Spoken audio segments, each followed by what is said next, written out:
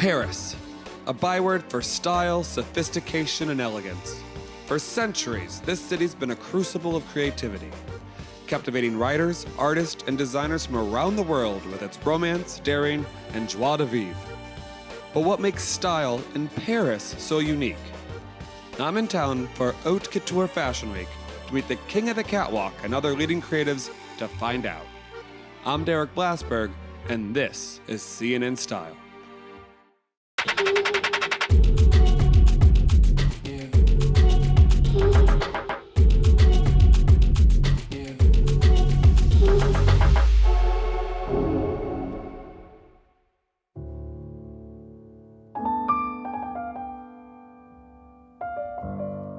What better place to begin my journey into Parisian style than at the home of a woman whose name is synonymous with luxury and fashion? Coco Chanel believed interiors were projections of the soul, and her apartment has remained untouched since her death in 1971. It's surreal to think of the people Coco Chanel entertained in this apartment. Stravinsky, Picasso, Dali. If these walls could talk, the stories they would tell. Clues to her inspiration are everywhere. From the Venetian mirrors that imitate the shape of her perfume bottle stoppers, and the quilted cushions that inspire her handbag designs, to the chandelier adorned with a double C monogram and Chanel's familiar number 5. The brand's long-term creative director, Karl Lagerfeld, still draws on the apartment for inspiration. Interviews with the 82-year-old are not easy to get. But we caught up with him at his studio during model fittings to discover how Paris has changed since he first arrived from Germany in the 1950s. The question is a little difficult to answer because this is not the most glamorous moment in Paris. The weather wasn't good, there were all those demonstrations, there were all those strikes. I must say, in my whole life, I never saw Paris that gloomy. But I couldn't care less because I have my studio, I have my work, I go to Rome, so it's perfect. But Paris has to make an effort to become Paris again. When you first came to Paris, was it very different or slightly different? Beyond very different. It was another world. It was still very French in the sense it looked like in the old French movies. Right. Now it's another mix. I have nothing against it. Things are changing. But I have the feeling I lived in a world what no longer exists. But in a way, Paris is still the best place to show fashion. Paris has inspired fashion for so long. Are you still inspired by fashion? So the inspiration of Paris, I'm sorry, it's a cliche, it's the inspiration of whatever can be. You have ideas or you don't have ideas, wherever they come from. I squeeze my brain, I don't know, it comes naturally. When I sleep, I don't know. Don't ask me that because I don't know, and I hope it will continue. It's in the air, and I try to capture the air. Pourquoi est-ce que je pense que Karl est unique? C'est ça. Karl est unique parce que c'est quelqu'un qui regarde toujours demain. The Embroidery House Lesage is just one of 11 specialist workshops that Chanel has acquired to preserve the craftsmanship vital to the creation of haute couture. Avoir toujours envie d'autre chose, c'est terriblement stimulant. Karl est toujours à la recherche de choses nouvelles, nous donnant et me donnant l'envie de se dépasser, d'aller chercher autre chose. Ça, c'est très, très important. Il est très, en même temps, respectueux, je crois, de tous ses savoir-faire. Il les aime profondément, mais il aime bien les bousculer. Il a tout à fait raison, parce que aujourd'hui, le propos dans la mode, c'est pas de faire des choses jolies, c'est de faire des choses différentes, de faire des choses actuelles et des choses qui vont être désirables. Et ça, je crois qu'il sait insuffler ça dans la création pour Chanel. C'est un génie. C'est ça la spécificité de Karl, c'est vraiment un génie. Il a des idées, mais il est intarissable. Il nous surprend de saison en saison, de collection en collection, il est intarissable. Karl est quelqu'un vraiment qui va vraiment dans le détail. Il y a des choses qui sont très précises sur son croquis. Ça, c'est Karl. Il voit tout. Tout, tout, tout. This is the famed mirrored staircase that Coco Chanel designed herself.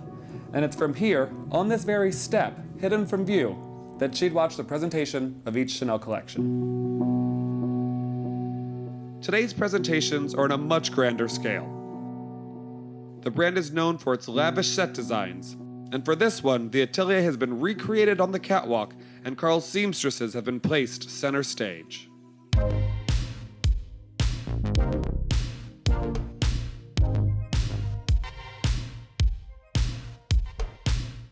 So what are the first few words that come to mind when we talk about style and Paris? Since I was a young girl, I would always see French women, and I loved that they had short hair. In America, it was like short hair was never celebrated, or the hair up away from the face. And Chaston, Jessica Chaston. Is that how you say it? That's how they say my name here. Jessica Chaston. That's, which I love. That's very Yeah, I grew up with Jessica Chastain. Jessica Chastain. In your own words, what is it like to be in a Chanel Couture show? To be in the Chanel Couture show is always a treat. I mean, it's almost like being in a fairy tale.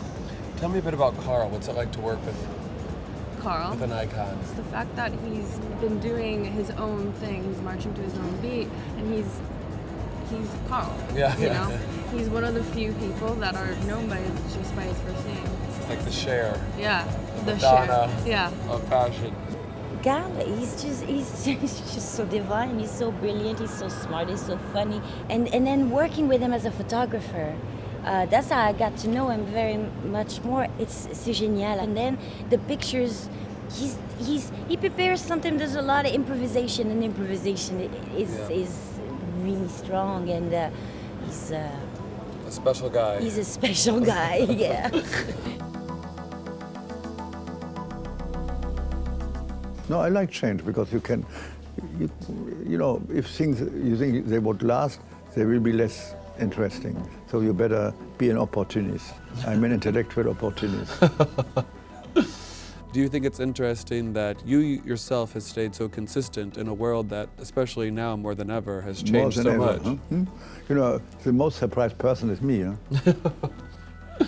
Why do you think you're so surprised? You didn't see this change coming of designer I swaps? don't know. I don't know. It's a miracle, huh? And I'm not a cute little young designer, so it's a very strange story, huh? Surreal what's happened. But at the same time, I'm a stranger to my own story. It's very bizarre, huh? Yeah. Huh? There is a person people see, and then there's a poor boy working, sketching, doing the homework and things like that. But I like this kind of double life, huh? What they imagine and what my reality is. But I'm enchanted with both.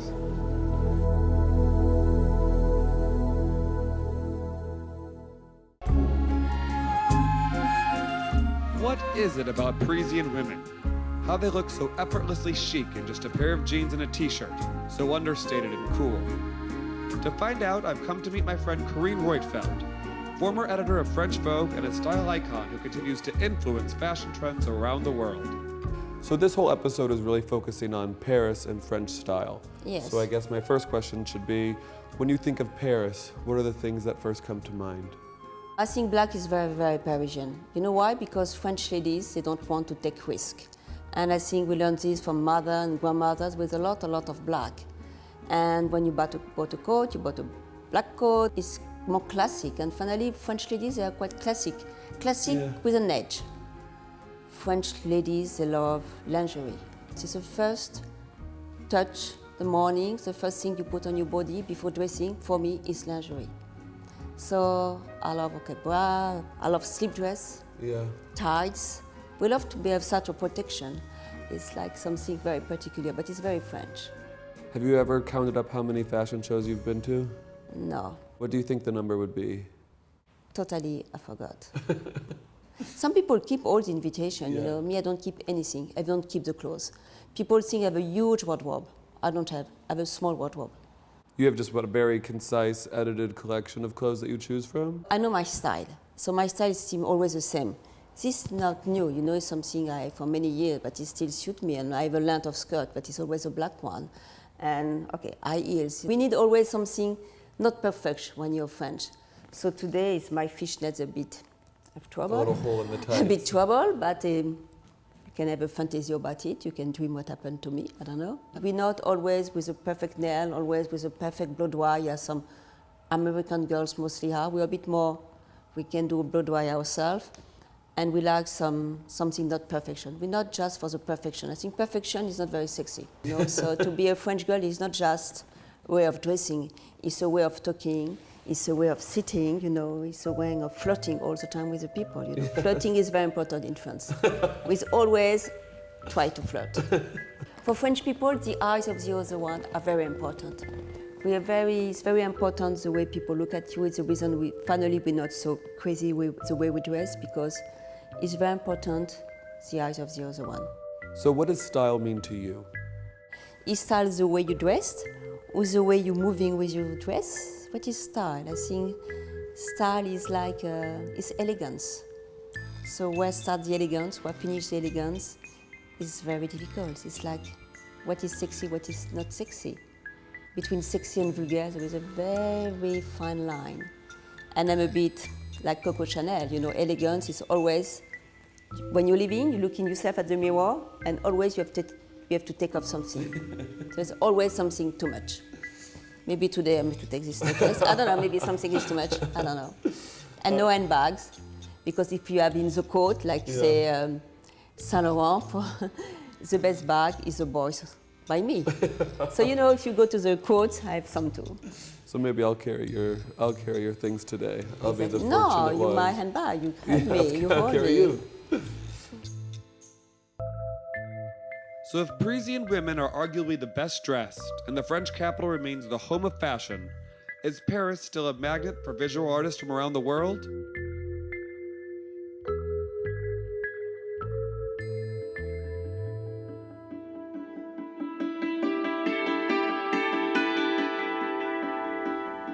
To use art to explain my mind, it is like to use a weapon. My art is my weapons. Barthélemy Tugot came to Paris from Cameroon. Today, his art lines the walls of a church in Montpellier. His exhibition Deluge deals with natural disasters, terrorism, and migration. The 54 coffins lining the floor represent lives lost in all 54 African countries, both at home and on the perilous journey abroad, in search of a better life. A canvas depicting men armed with Kalashnikovs is his response to last year's Paris terror attacks. I cannot be quiet, like as an artist, when I discover in newspaper all time this aggression or this terrorism attack in Bruxelles airport or in US in the discotheque. In this artwork made by watercolor with discovery, brutality, beauty, suffering together, because it's the life. Today at Sèvres, an 18th century porcelain factory in Paris, Tugot paints a vase for a capsule collection.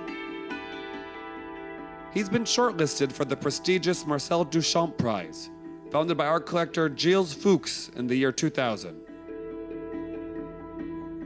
Its aim to discover contemporary French artists and promote French art abroad.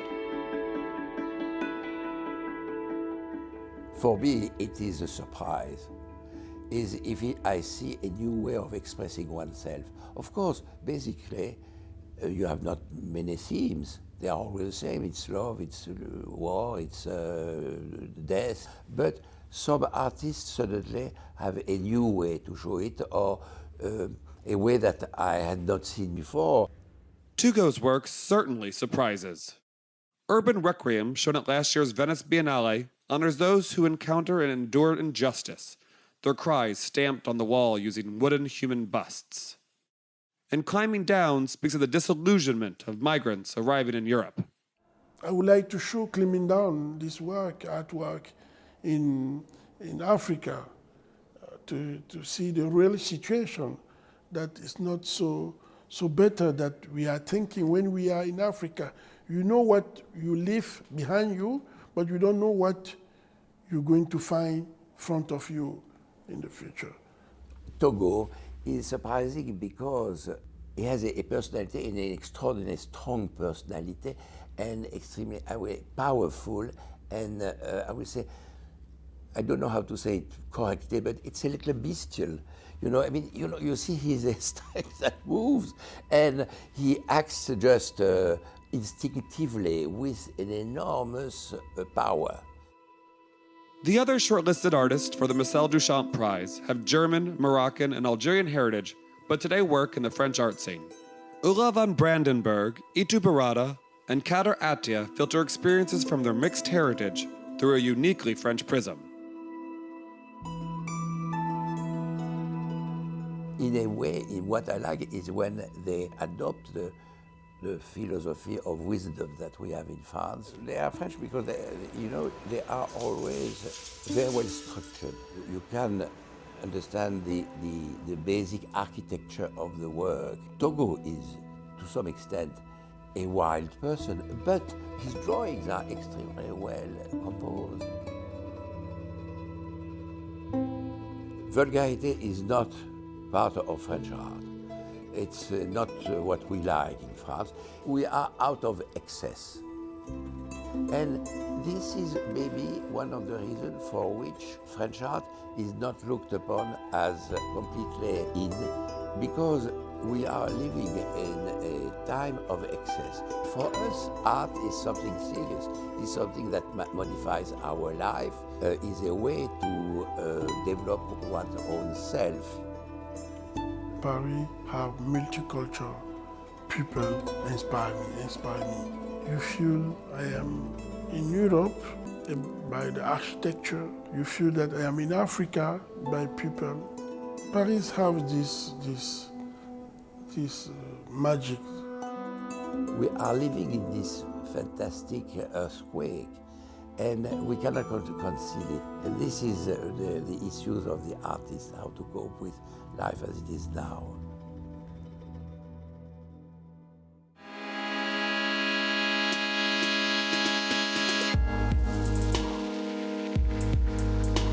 A stylish soiree for the fashion elite in Paris for haute couture. This is the 5th love ball thrown by the model Natalia Vodianova, a dinner and art auction to raise funds for the Naked Heart Foundation, a charity she founded 12 years ago to help disadvantaged children in her native Russia. Tonight, the event is expected to raise over 3.8 million euros.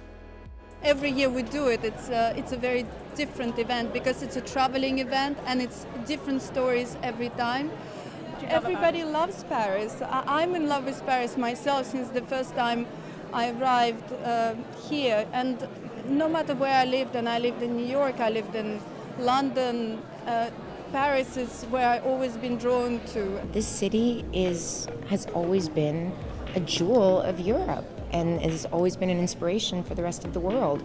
I don't know what it is about those gosh darn French people, but they've just got this je ne sais quoi about them. Wow. You know, I speak French. Tonight's party is happening inside the Louis Vuitton Foundation. Nicknamed the Iceberg, it's the most compelling work of new architecture the city has seen since the creation of the Centre Pompidou almost 40 years ago. Frank Gehry's glistening glass sails are already a recognizable feature of the Paris skyline. But some once heralded buildings are neither so familiar nor so loved. One photographer has set out to reclaim what he sees as the beauty of Paris's forgotten monuments of brutalism.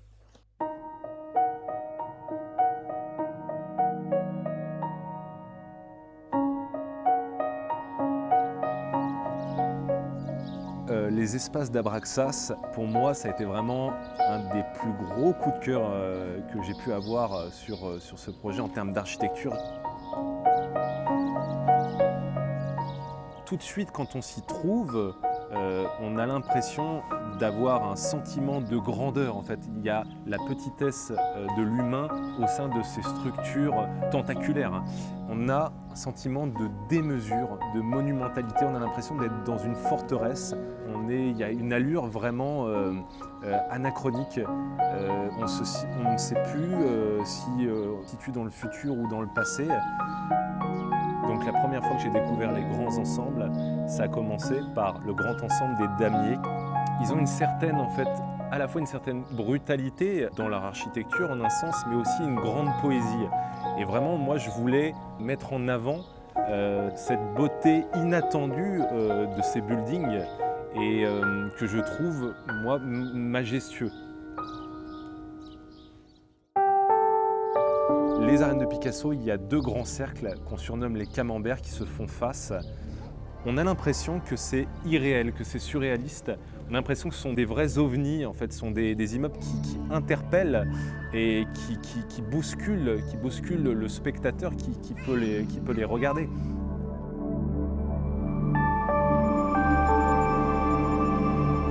Ces grands ensembles, après la Seconde Guerre mondiale, ont été conçus pour résoudre l'accroissement démographique, accueillir une population immigrée et puis aussi résoudre l'exode rural. On a souvent une image un peu négative en fait, de ces quartiers. Le fait qu'ils soient vraiment imposants, le fait qu'ils soient à l'écart, mal reliés, donc qui crée un sentiment d'isolement, de solitude, de repli sur soi de la part des habitants.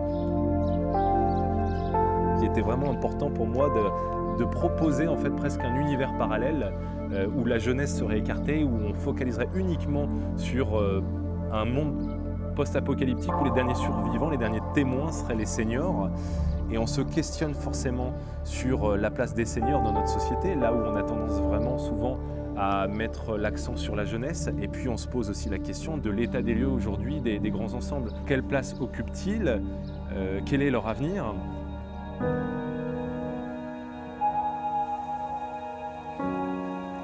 Les tours à yacht, il y en a 2 qui sont assez hautes, qui font 38 étages et qui font partie des plus hautes tours d'habitation en France. Les fenêtres sont soit des hublots, soit des gouttes d'eau, soit des carrés, donc ça c'est vraiment une particularité extraordinaire. Quand on est de loin, on voit sur les tours bleues, les tours grises, les tours vertes, les nuages se dessiner et se confondre avec le ciel, donc ça je trouve ça absolument fascinant.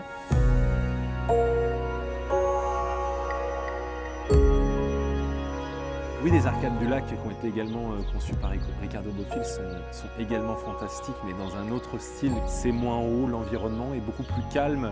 Il y a le viaduc qui a été conçu sur l'eau. Alors ça, c'est vraiment incroyable de voir ce bâtiment flotter quasiment sur l'eau. Moi, je pense qu'on doit effectivement réhabiliter beaucoup de ces quartiers, parce qu'il y a encore énormément d'efforts à faire pour changer le visage de certains de ces quartiers. J'espère que la photographie a un pouvoir en tout cas de faire réfléchir. Je ne propose pas des réponses, mais je propose juste de nous interroger sur certaines questions. Et ça, c'est mon objectif. Et si j'arrive à le faire grâce à cette série, eh bien c'est merveilleux. Parisians have that je ne sais quoi. My journey through fashion, art, and architecture has shown me that. And perhaps that's the secret of its enduring legend as a capital of style. What entices us to this city is something beyond words.